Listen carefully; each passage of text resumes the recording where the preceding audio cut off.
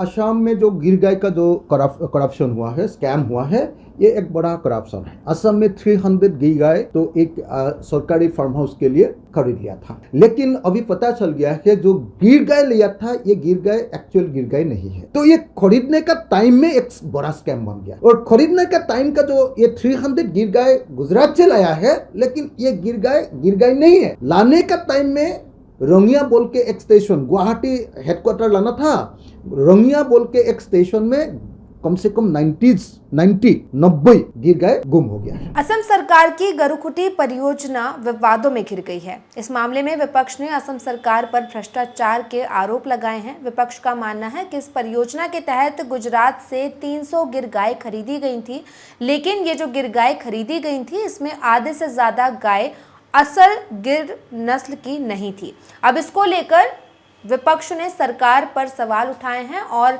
कुछ संगठन भी विपक्ष के साथ हैं। कांग्रेस ने इसको लेकर प्रधानमंत्री नरेंद्र मोदी को एक पत्र भी लिखा है और सवाल पूछा है कि आखिर इतनी बड़ी परियोजना में इतना बड़ा घोटाला कैसे हुआ। विपक्ष का मानना है कि जो 300 गिर गाय गुजरात से खरीदी गई थी उनमें कई सारी गाय ऐसी हैं जो असली नस्ल की नहीं है, और इसको लेकर ये पूरा विवाद उठ रहा है। साथ ही विपक्ष का ये भी कहना है कि सरकार ने इस परियोजना के तहत जो गाय खरीदी थी उनमें 90 गाय गायब थी और कुछ गायों को भाजपा के बड़े नेताओं को बेच दिया गया। क्या कुछ है पूरा मामला वो हम आपको विस्तार से बता देते हैं। दरअसल असम प्रदेश कांग्रेस कमेटी APCC ने बुधवार को गरुकुटी बहुउद्देशीय कृषि परियोजना में कथित हेराफेरी और भ्रष्टाचार की CBI जांच की मांग की।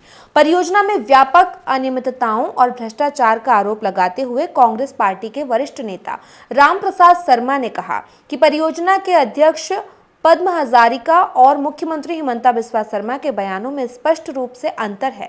शर्मा ने कहा कि ये परियोजना 77,000 बीघा से अधिक कृषि भूमि पर स्थापित की गई थी, जिसकी कुल लागत लगभग 25 करोड़ रुपए थी। पद्म हजारिका को कैबिनेट का दर्जा दिए जाने और बड़ी मात्रा में सार्वजनिक धन खर्च किए जाने के बाद लोगों को उम्मीद थी कि इस परियोजना से असम के आम लोगों को लाभ होगा और बेरोजगारों को रोजगार मिलेगा। मुख्यमंत्री शर्मा और चेयरमैन हजारिका दोनों ने दावा किया था कि गरुकुटी में गिर गायों से दूध उत्पादन असम की डेयरी मांग को पूरा करेगा।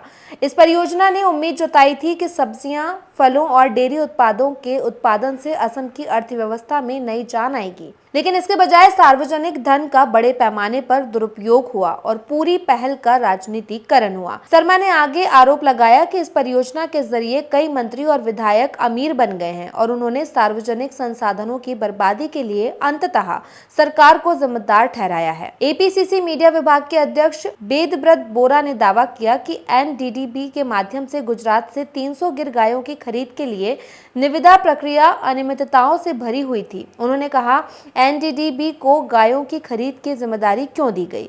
इन गिर गायों की मौत के लिए कौन जिम्मेदार है? सार्वजनिक नुकसान के लिए कौन जिम्मेदार है? और मामले की न्यायिक जांच की मांग की। बोरा ने आगे कहा, गिर गाय गरुकुटी परियोजना के लिए कब से आनी शुरू हुई? हाल ही में खरीदी गई 300 गायों में 90 को रंगिया स्टेशन पर क्यों उतारा गया? बिना किसी सार्वजनिक सूचना या निविदा के गायों को मंत्रियों, विधायकों और भाजपा नेताओं को क्यों वितरित किया गया? यदि 90 गायों को मंत्रियों और विधायकों के बीच वितरित किया गया था तो 154 को बीमारी के कारण वापस कर दिया गया था, तो 56 गायों की मौत के बाद कितनी बची हैं? उन्होंने कहा कि मंगलवार को गरुकुटी जाने की कोशिश करने वाले कांग्रेस पार्टी के प्रतिनिधिमंडल को भाजपा कार्यकर्ताओं और पुलिस ने रोक दिया था। एक गाय खरीदने वाले भाजपा कार्यकर्ता ने दावा किया कि प्रत्येक गाय केवल 5-6 लीटर दूध देती है। अगर गुजरात से ऊंची कीमत पर लाई गई गिर गायें इतना कम दूध देती हैं, तो परियोजना टिकाऊ कैसे है? उन्होंने कहा कि स्थानीय नस्लों और जर्सी गायों से प्रतिदिन 10-12 लीटर दूध मिल सकता है। साल 2021 में असम सरकार की गरुकुटी परियोजना इसलिए बनाई गई थी कि इससे असम के युवाओं को और लोगों को रोजगार मिलेगा। असम में डेयरी फार्म की शुरुआत की जाएगी, लेकिन इस परियोजना के तहत 300 गाय गुजरात से खरीदी गई थी। जिसमें अब विपक्ष ने असम सरकार पर भ्रष्टाचार के आरोप लगाए हैं। हालांकि असम सरकार ने अभी इस पर कोई प्रतिक्रिया नहीं दी है, लेकिन विपक्ष और तमाम राजनीतिक संगठन असम सरकार को इस परियोजना के तहत होने वाले भ्रष्टाचार को लेकर घेरना शुरू कर चुके हैं और इसको लेकर प्रोटेस्ट भी शुरू कर दिया है। आपका इस पूरे मामले पर क्या कुछ कहना है, हमें कमेंट करके बताइएगा। साथ ही वीडियो अच्छा लगा तो लाइक और शेयर भी कीजिएगा।